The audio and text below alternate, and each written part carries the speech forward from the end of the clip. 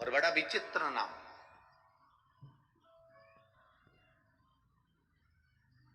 जिस नाम को हम जानकर पहचान सकते हैं कि आशुतोष का मतलब होता है शीघ्र प्रसन्न होने वाला, शीघ्र देने वाला, अपमान को भी वो सहज भाव में ले लेता है।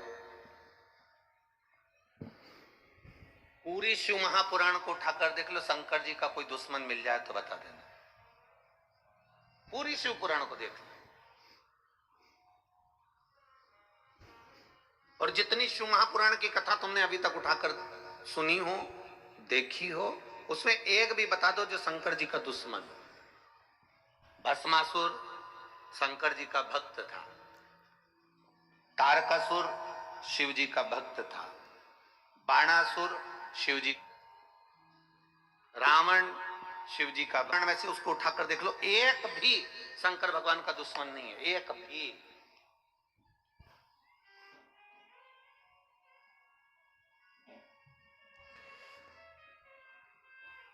शंकर भगवान ने इनसे दुश्मनी रखी, कोई दुश्मन नहीं है, क्योंकि शिव का एक नाम है आशुतोष। आज के जमाने में लड़के का नाम आशुतोष रख दो तो वो दूसरे से दुश्मनी पाल सकता है और दूसरे उससे दुश्मनी पाल सकते हैं। नाम रखने से कुछ नहीं होगा महाराज कि तुम्हारा नाम ये हो गया। आशुतोष नाम रख लिया तुमने और तुम सोचो कि मैं उससे भेद कर रहा हूं, उससे द्वेष कर रहा हूं, वो मेरा भाई ने मुझे लूट लिया, मेरे भाई ने ऐसा कर दिया, मेरे भैया ने ऐसा कर दिया, मेरी भाभी ने ऐसा कर दिया, मेरी माता ने ऐसा कर दिया, मेरे पिता ने ऐसा कर दिया, साथी ने ऐसा कर दिया। नाम रखने से कुछ नहीं होगा। तुम सोचो कि नाम रख लिया और तुम आशुतोष हो गए, तो ये बहुत कठिन बात है साहब। आशुतोष का मतलब तो समझो, शिव पुराण के 24,000 श्लोक में से एक श्लोक ऐसा बता दो जो शंकर जी का दुश्मन था। कोई असुर, कोई राक्षस, कोई शिव जी का द्रोही था, कोई दुश्मन था। तारकासुर भी शंकर भगवान का दुश्मन नहीं था, जलंधर भी शिव जी का दुश्मन नहीं था, बाणासुर भी शंकर भगवान का दुश्मन नहीं था। ये जितने असुरों की लिस्ट निकालोगे, जितने राक्षसों की लिस्ट निकालोगे, इन लिस्ट में आप देखोगे कि इन सबने शिव जी की भक्ति करी, इन सबने शंकर का भजन करा। ये दुश्मन है ही नहीं, ये द्रोही है ही नहीं, इनमें दुश्मन का कोई भाव है नहीं। जिसका कोई दुश्मन नहीं होता, अर्थात सामने वाला व्यक्ति भले मन में थोड़ा सा बैर उत्पन्न कर ले, पर महादेव किसी के प्रति बैर उत्पन्न नहीं करते। इसलिए शिव जी का नाम एक है जिसको लोग क्या कहते हैं, जम के बोलो जरा, आशुतोष कहते हैं, क्योंकि बैर नहीं। अब एक एक राक्षसों का चरित्र उठाकर देखिएगा।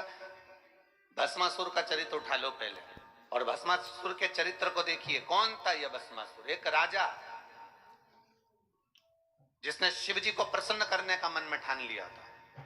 इतनी सेवा करी भगवान शंकर की, इतनी सेवा करी, इतनी सेवा करी, शिव जी प्रसन्न हो गए। मांग तुझे क्या चाहिए? शंकर भगवान ने कहा आपके कैलाश पर मुझे कोई सेवा दे दो। जैसे कोई आकर कह दे, भैया बताओ अपने कौकड़ी में कथा चल रही है, जायसवाल जी बताओ जरा मुझे क्या करना पड़ेगा, बताओ मेरे लिए कोई सेवा हो तो बताओ। तो इन्होंने कह दिया साहब आप एक काम करो कि जो भी भगत आए इनको चाय पिला दो।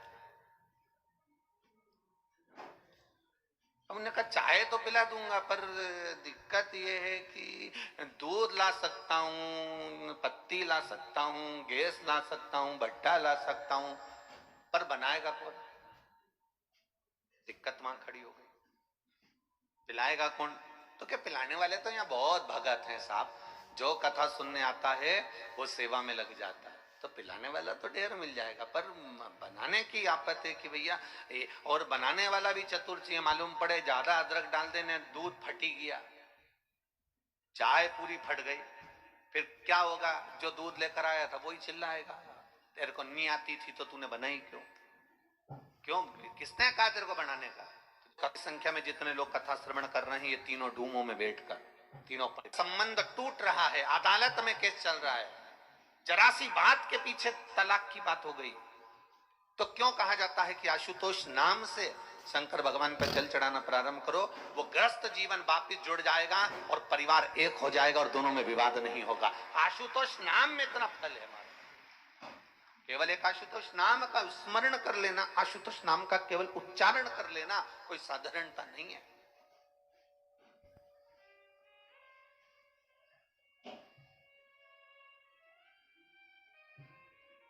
जब बहुत क्लेश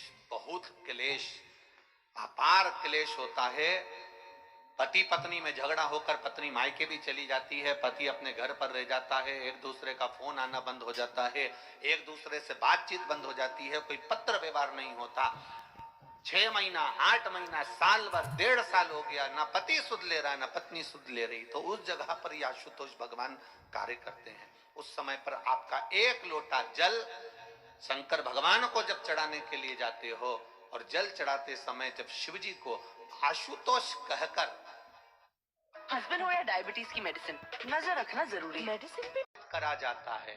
जल का पात्र जब भरा जाता है तो इस पात्र को जब इस तरह से चढ़ाते हैं तो वो आशुतोष का स्मरण कर कर किया जाता है। तब कितना भी विवाद हुआ हो, दोनों पक्ष में से किसी न किसी एक पक्ष की ओर से फोन आना चालू हो ही जाता है। आशुतोष शब्द ही एक आनंद है, आशुतोष उच्चारण ही एक सुख का उच्चारण।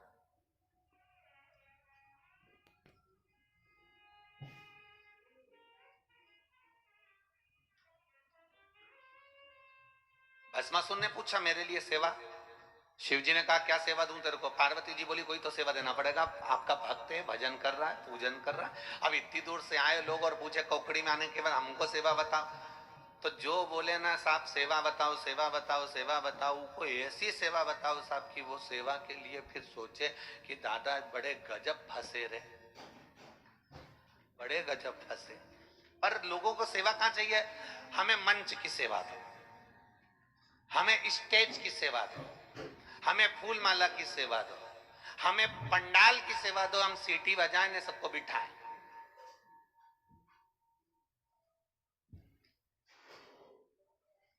फिर अगर ये सेवा नहीं मिले तो जहां भोजन का काम हो वहां पर माइक पकड़ने की सेवा दो।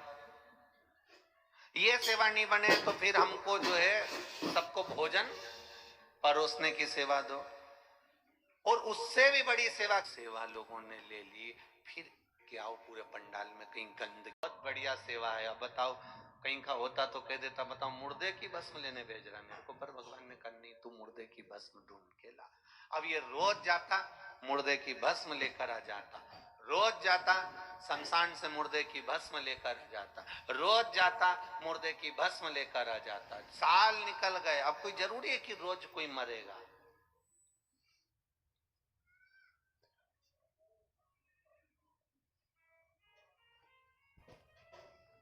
अब कोई जरूरी किया हर कोई रोज ही मरेगा है? एक बार